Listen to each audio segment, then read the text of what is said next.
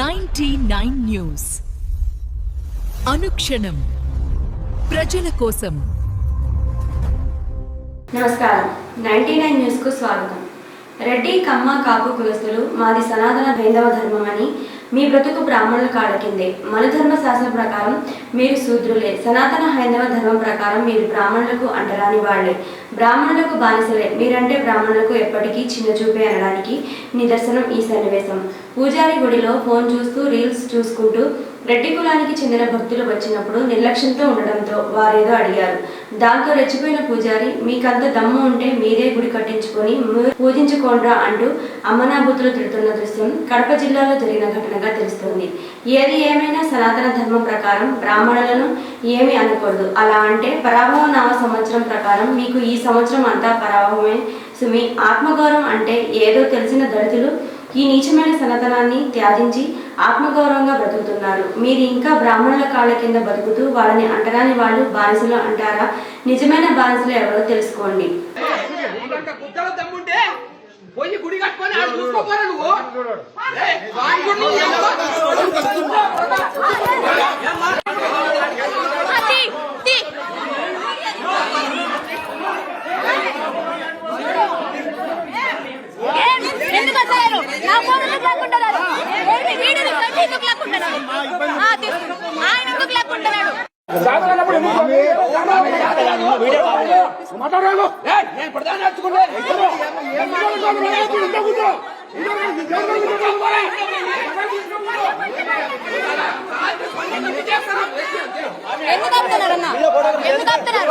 పోలీసులు ఎన్ని అక్రమ అరెస్టులు చేసినా వాటన్నిటిని ఎదిరించి అసెంబ్లీని ముట్టడి చేశారు. ముఖ్యంగా బడ్జెట్లో 6 గ్యారంటీలకు నిధులు కేటాయించకపోవడం, బడ్జెట్లో విద్యా వైద్యానికి 8.2% మాత్రమే కేటాయించడం, 60% ఉన్న బీసీలకు 3% నిధులు కేటాయించడం, బడ్జెట్లో ఆదివాసులకు, దళితులకు, గిరిజనులకు నిధులు కేటాయించకపోవడాన్ని నిరసిస్తూ ఆమ్ ఆద్మీ పార్టీ తెలంగాణ అసెంబ్లీని ముట్టడించారు.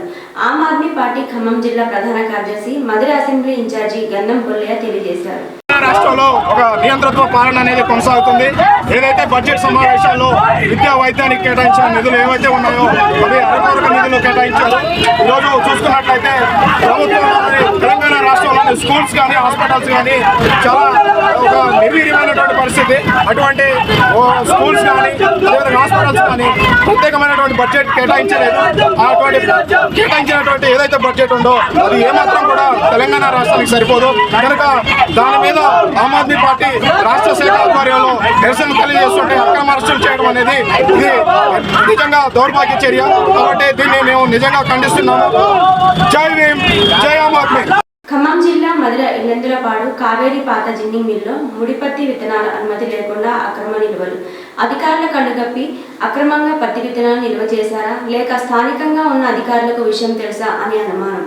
వచ్చే వర్షాకాలం సీజన్కు నకిలీ పత్తి విత్తనాలు తయారు చేస్తారని అనుమానాలు.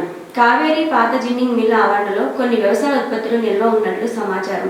ఇప్పటికైనా అధికారులు వెంటనే స్పందించి చర్యలు తీసుకోవాలి. తెలంగాణలో మల్టీ లెవెల్ మార్కెటింగ్ పేరుతో భారీ మోసాలకు పాల్పడుతున్న క్యూనైట్ సంస్థపై సైబర్ ఇంటెలిజెన్స్ బృందాలు ఏకకాలంలో దాడులు చేసి 32 మందిని అరెస్టు చేశాయి. తెలంగాణ, ఏపీ, కర్ణాటక రాష్ట్రాల్లో సాఫ్ట్వేర్ ఉద్యోగులు, గృహిణులు, నిరుద్యోగులను లక్ష్యంగా చేసుకుని ఈ ముఠా వేల కోట్ల రూపాయల వసూళ్లకు పాల్పడినట్టు హైదరాబాద్ సిపి సజ్జనార్ వెల్లడించారు. సిద్దిపేటకు చెందిన ఓ యువకుడి ఆత్మహత్యతో ఈ కుంభకోణం వెలుగులోకి వచ్చింది. ఎవరు కూడా డబ్బులు సంపాదించరు. కింద ఉన్న వాళ్ళు అంతా బొక్కరాలు అవుతారు. పైన ఉన్న వాళ్ళు ఎవరు షేర్ హోల్డర్స్, ఎవరు డైరెక్టర్స్, ఎవరు ఎండీస్ వాళ్ళే లాభం పొందుతారు. కింద ఉన్న వాళ్ళందరూ కూడా బొక్కరా. చాలా క్లియర్ కట్ చెప్పింది. Paul can be rob to pay Peter. ఒకరిని దొంగిలించి ఇంకోటి వాళ్ళకి డబ్బులు ఇవ్వడం. That is the motto of all the schemes. So public అందరూ కూడా అలర్ట్ ఉండాలని చెప్పి కోరుతున్నాను.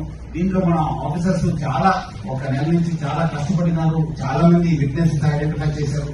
కలెక్టరేట్ ప్రధాన సమావేశ మందిరంలో అదనపు కలెక్టర్లు లేన్ వత్సల్ టోప్నో, కె అనిల్ కుమార్, అన్ని విభాగాల జిల్లా అధికారులు, తొర్రూరు, మహబూబాబాద్ రెవెన్యూ డివిజనల్ అధికారులు గణేష్, కృష్ణవేణితో కలిసి జిల్లా కలెక్టర్ మేజిస్ట్రేట్ స్నేహ సబరీష్ స్వయంగా గూగుల్ మీట్ ద్వారా ప్రజావాణి కార్యక్రమాన్ని నిర్వహించారు. ఈ సందర్భంగా వివిధ సమస్యల పరిష్కారం నిమిత్తం వచ్చిన దరఖాస్తుదారులతో కలెక్టర్ స్వయంగా ఫిర్యాదు తీసుకుని వారి యొక్క వినతులను సవివరంగా విని సంబంధిత విభాగాల అధికారులకు వెంటనే పరిష్కరించాలని ఆదేశాలు జారీ చేశారు. ప్రతి ప్రభుత్వ కార్యాలయంలో పెండింగ్ ఫైళ్లను, ప్రజావాణి దరఖాస్తులను పరిశీలించి తక్షణమే క్లియర్ చేయాలని, కార్యాలయాలను నిత్యం పరిశుభ్రంగా ఉంచుకోవాలని, ప్రజలకు జవాబుదారీతరంగా ఉంటూ సేవలు అందించాలని కలెక్టర్ సూచించారు. ప్రత్యేక అధికారులు వారికి కేటాయించిన వసతి గృహాల్లో ఆకస్మిక తనిఖీలు నిర్వహించి పిల్లలతో కలిసి బ్రేక్ఫాస్ట్, భోజనం, డిన్నర్ చేయాలని, ఏమైనా సమస్యలు ఉంటే అక్కడికక్కడే వెంటనే పరిష్కరించాలని తెలిపారు. ఈ ప్రజావాణి కార్యక్రమంలో DRDO project director Madhusudanaraju, ZP CEO Purushottam, అన్ని విభాగాల జిల్లా అధికారులు, కలెక్టరేట్ పరిపాలనా అధికారి పవన్ కుమార్ తదితరులు పాల్గొన్నారు.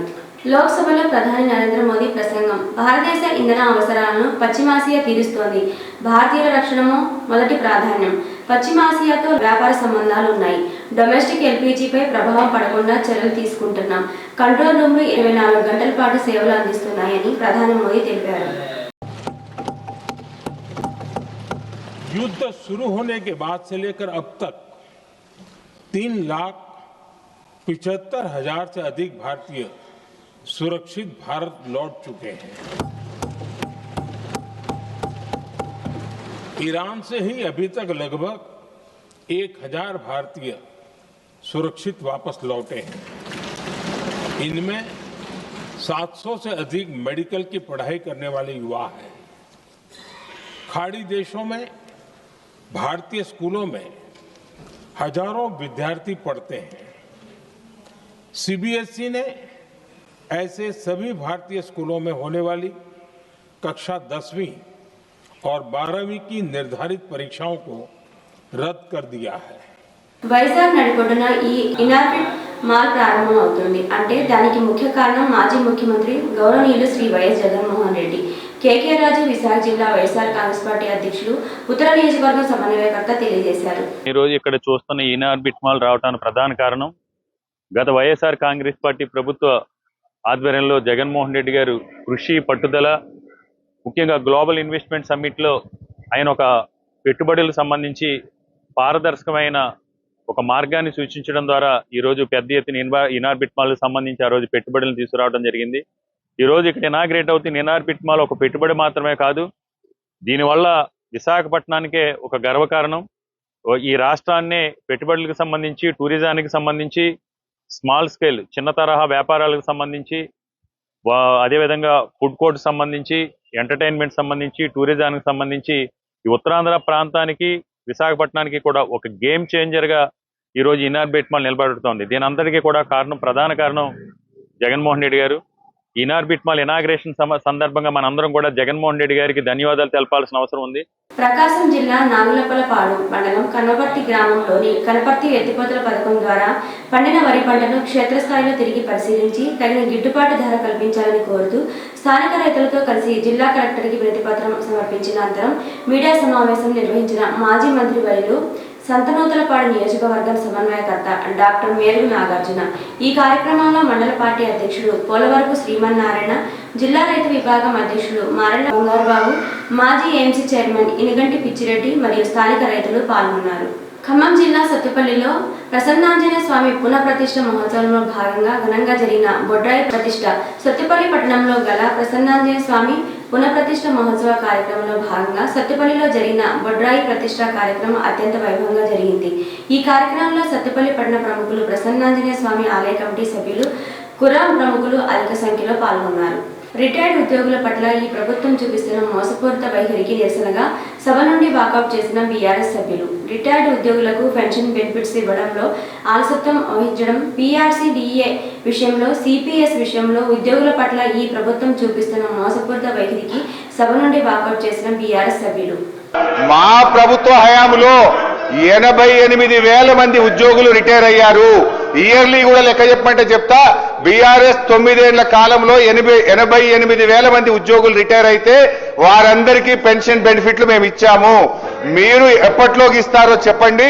సో ఈ ప్రభుత్వం పెన్షన్ బెనిఫిట్లు రిటైర్డ్ ఉద్యోగులకు ఇవ్వడం పట్ల, పీఆర్సీ డిఏ విషయంలో, సిపిఎస్ విషయంలో ఉద్యోగుల పట్ల మోసపూరిత వైఖరికి నిరసనగా బీఆర్ఎస్ పార్టీ తరఫున తీవ్రమైన నిరసన తెలియజేస్తూ వాకౌట్ చేస్తున్నాం అధ్యక్ష. ఖమ్మం జిల్లా తల్లాడ మేజర్ గ్రామంలో ఆత్మారామ పిరమిడ్ ధ్యాన మందిరంను ప్రారంభించిన రాష్ట్ర కాంగ్రెస్ నాయకులు డాక్టర్ మట్టా దయానంద్ విజయ్ కుమార్. ఈ కార్యక్రమంలో Wyra AMC vice chairman Tallada మండల కాంగ్రెస్ పార్టీ అధ్యక్షులు కాపా సుధాకర్, తల్లాడ మండల కాంగ్రెస్ నాయకులు, గ్రామ కాంగ్రెస్ నాయకులు, కార్యకర్తలు పాల్గొన్నారు. పల్నాడు జిల్లా వినుకొండ నియోజకవర్గం సావల్యాపురం మండలంలో కూటమి ప్రభుత్వంలో రైతులకు గిట్టుబాటు ధర లేకపోవడంతో ఆవేదన వ్యక్తమవుతోంది. మొక్కజొన్న పంటకు సరైన ధర లేక ఇబ్బందులు పడుతున్న రైతులు సావల్యాపురం మండల తహసీల్దార్ కార్యాలయం వద్ద ధర్నాకు దిగారు. ఈ నేపథ్యంలో సావల్యాపురం మండలం తహసీల్దార్ కార్యాలయం ఎదుట రైతులు ధర్నాకు దిగారు. పంటకు సరైన ధర కల్పించాలని రైతులు ప్రభుత్వాన్ని డిమాండ్ చేశారు.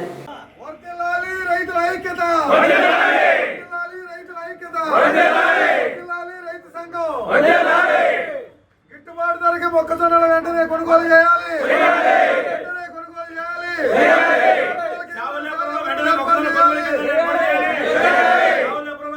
మొక్కజొన్న కొనుగోలు కేంద్రాన్ని ఏర్పాటు చేయాలి. వెంటనే మొక్కజొన్న కొనుగోలు కేంద్రాన్ని ఏర్పాటు చేయాలి. మద్దతు ధర 2400 మొక్కజొన్నలు కొనాలి. మద్దతు ధర 2400 మొక్కజొన్నలు కొనాలి. ప్రభుత్వం మద్దతు ధర 2400 మొక్కజొన్నలు కొనుగోలు చేయాలి. మద్దతు ధర 2400 మొక్కజొన్న కొనుగోలు చేయాలి. మద్దతు ధర 2400 మొక్కజొన్న కొనుగోలు చేయాలి. మద్దతు ధర 2400 మొక్కజొన్న కొనుగోలు చేయాలి. మద్దతు ధర 2400 మొక్కజొన్న కొనుగోలు చేయాలి. ఏర్పాటు చేయాలి. శాలాపురంలో మొక్కజొన్న కొనుగోలు కేంద్రాన్ని మటన్ కొట్టు మస్తాన్ ఈ వల్ల పోలీసులు పరేషాన్. సార్ నా మటన్ కొడుకులేదు, కేసు పెట్టండి విచిత్ర కేసు. ఉగాది సందర్భంగా మటన్ కొనుగోలు చేసిన సోడాల హాజీ అనే వ్యక్తి కుక్కర్లో 20 సార్లు వేసి ఉడికించినా ఉడకలేదని తనకు మటన్ అమ్మిన విక్రయదారుడిపై కేసు నమోదు చేశాడు. చేయాలని కోరిన బాధితుడు వంటపాత్రతో సహా పోలీస్ స్టేషన్కు వెళ్లడంతో షాక్కు గురైన పోలీసులు చేసేదేమీ లేక బాధితుడికి సర్ది చెప్పి ఇంటికి పంపించిన పోలీసులు. ఖమ్మం జిల్లా వెంజూరు మండలం మల్లపాడు గ్రామంలో కొంతమంది దుకాణ యజమానులు రోడ్లపైన షాపులు పెట్టుకుని రోడ్లను ఆక్రమించుకుంటున్నారు. ఎటువంటి అనుమతులు లేకుండా ప్రధాన రహదారుల్లో షాపులు నిర్మించుకుంటూ ప్రభుత్వ భూమిని స్వాధీనం చేసుకునే విధంగా ప్రవర్తిస్తున్నారు. ఆ రోడ్లపై ప్రజలు ప్రయాణికులు వెళ్లాలంటే అనేక అవస్థలు పడుతున్నారు. షాపులు రోడ్లపైకి రావడంతో ట్రాఫిక్ రద్దీ బాగా పెరుగుతుంది. దీంతో ఆ ప్రాంతంలో ప్రమాదాలు జరిగే అవకాశాలు కూడా మెండుగా ఉన్నాయి. స్థానిక ప్రజలు అనేక సార్లు ఆ షాపులను తొలగించాలని ఫిర్యాదులు చేసినప్పటికీ అధికారులు పట్టించుకోవడం లేదు. దీంతో ప్రజలు ప్రయాణికులు ఇబ్బందులు వర్ణనాతీతం. ఇప్పటికైనా జిల్లా అధికారులు స్పందించి ఆ షాపులను తొలగించాలని, రోడ్డు ప్రమాదాలు రద్దీ లేకుండా షాపులను దూరంగా ప్రభుత్వ నిబంధనల మేరకు ఉంచాలని ఈ ప్రాంత ప్రజలు కోరుతున్నారు. అన్నమయ్య జిల్లా కలికిరి మండలం కలికిరి కన్నూరు మార్గంలో సామిగుండవారిపల్లి సమీపంలో రహదారిపై ఎదురెదురుగా వేగంగా 2 బైకులు ఢీకొట్టి దగ్ధమయ్యాయి. 4గురికి తీవ్ర గాయాలు, వారిలో ఒకరి పరిస్థితి విషమంగా ఉంది. ఈ వార్తలు ఇంతటితో సమాప్తం. 99 న్యూస్ అనుక్షణం ప్రజల కోసం.